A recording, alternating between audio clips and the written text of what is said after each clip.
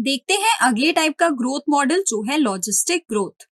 तो हमने ये देखा है कि जब पॉपुलेशन बहुत ज्यादा रहती है तो रिसोर्सेज की बहुत ज्यादा कमी हो जाती है और ऐसे में इंडिविजुअल्स जो हैं वो रिसोर्सेज के लिए फाइट करते हैं कि ये जो रिसोर्सेज होते हैं वो सभी इंडिविजुअल्स की रिक्वायरमेंट्स को पूरा नहीं कर पाते। इस टाइप की ग्रोथ को हम कहते हैं लॉजिस्टिक ग्रोथ। फॉर इंस्टेंस अगर हम यहाँ पर बात करें सिर्फ इस एक्वाटिक एनवायरनमेंट की, तो यहाँ पर जो डक और फिश हैं वो सेम टाइप के रिसोर्सेज के लिए फाइट करती हैं, यानी कि ये दोनों ही इन स्मॉल फिशेस के ऊपर फीड करना चाहेंगी, लेकिन इन दोनों को आपस में compete करना होगा इन फिशेस के ऊपर फीड करने के लिए। तो इस वजह से इन दोनों के बीच में कंपटीशन देखने को मिलता है और यहाँ पर ये दोनों ही जो है ढंग से अपनी ग्रोथ को शो नहीं कर पाती।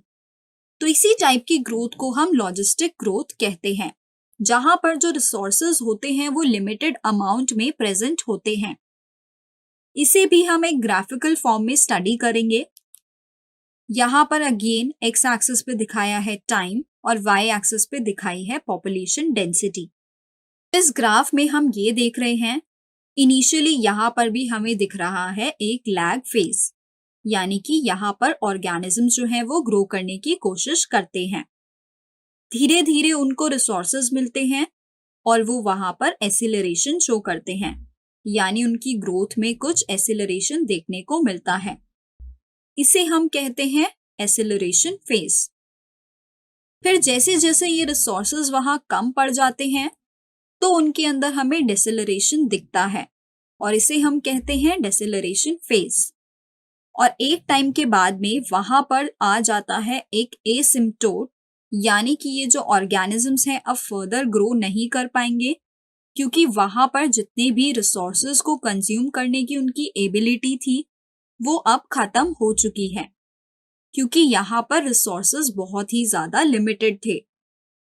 तो जैसा कि हमने एक्सपोनेंशियल ग्रोथ में देखा था, वहां पर बहुत ज्यादा रिसोर्सेज होने की वजह से, यानी कि अनलिमिटेड रिसोर्सेज होने की वजह से इंडिविजुअल्स वहां पर लगातार ग्रो करते रहते हैं, लेकिन यहाँ पर रिसोर्सेज की लिमिटेशन होने की वजह से ये एक टाइम के बाद आकर इनकी ग्रोथ रुक जाती है।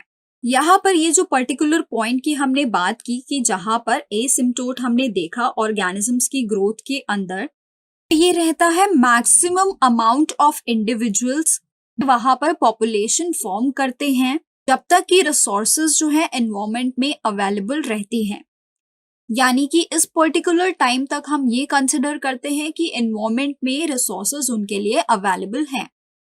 तो जितनी भी मैक्सिमम ग्रोथ वो वहां पर शो कर पाते हैं उसी को हम कहते हैं इंडिविजुअल्स की कैरिंग कैपेसिटी। लॉजिस्टिक ग्रोथ को हम वेरहल्स्ट-पर्ल लॉजिस्टिक ग्रोथ भी कहते हैं, क्योंकि जो लॉजिस्टिक ग्रोथ की इक्वेशन है वो दो साइंटिस्ट ने मिलकर दी थी, पायर-फ्रांसॉइस वेरहल्स्ट और रेमंड पर्ल। और जो इक्वेशन इन्होंने दी थी वो आपके सामने ये है। इस इक्वेशन में आप अपने सामने देख सकते हैं, यहाँ पर भी दिखाया है कि पॉपुलेशन साइज के अंदर क्या चेंज आता है, दैट इज dn/dt।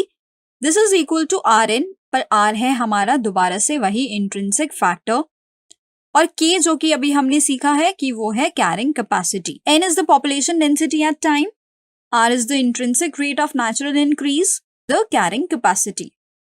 तो ये इक्वेशन है लॉजिस्टिक ग्रोथ की इक्वेशन। तो हमने अभी पॉपुलेशन ग्रोथ के अंदर जो दो मॉडल्स देखे उसमें हमने क्या सीखा कि जो एक्सपोनेंशियल ग्रोथ होता है वहां पर हमें जे शेप्ड कर्व देखने को मिलता है। वहीं अगर हम बात करें लॉजिस्टिक ग्रोथ की तो वहां हमें दिखाई देता है ये एस शेप्ड कर्व, जैसे कि आप देख सकते हैं कि ये लेटर एस को रिजेंबल कर रहा है। और साथ ही हमने ये देखा कि जो एक्सपोनेंशियल ग्रोथ होता है वो अनलिमिटेड रिसोर्सेज की प्रेजेंस में होता है। वहीं अगर हम बात करें लॉजिस्टिक ग्रोथ की तो ये ग्रोथ तब देखने को मिलता है जब रिसोर्सेज लिमिटेड रहते हैं। तो अगर मैं यहाँ पर आपके सामने एक सवाल पूछूं कि अगर हम रियलिस्टिक ग्राफ की बात करें, यानी रियलिस्टिक ग्रोथ को इन दोनों में से कौन सा मॉडल रिप्रेजेंट करता है, तो आपका जवाब क्या होगा? चलिए हम कोमल से भी पूछ लेते हैं।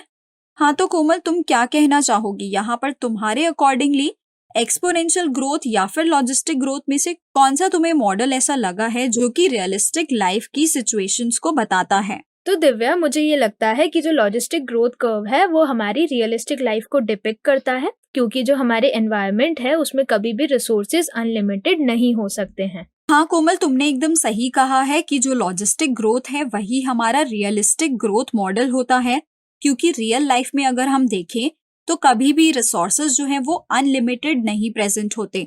यानी कि रिसोर्सेज जो हैं वो हमेशा लिमिटेड रहते हैं और इंडिविजुअल्स हमेशा इन रिसोर्सेज के लिए compete करते हैं। तो हमें जो ग्रोथ रेट वहां पर देखने को मिलता है वो हमेशा लॉजिस्टिक रहता है।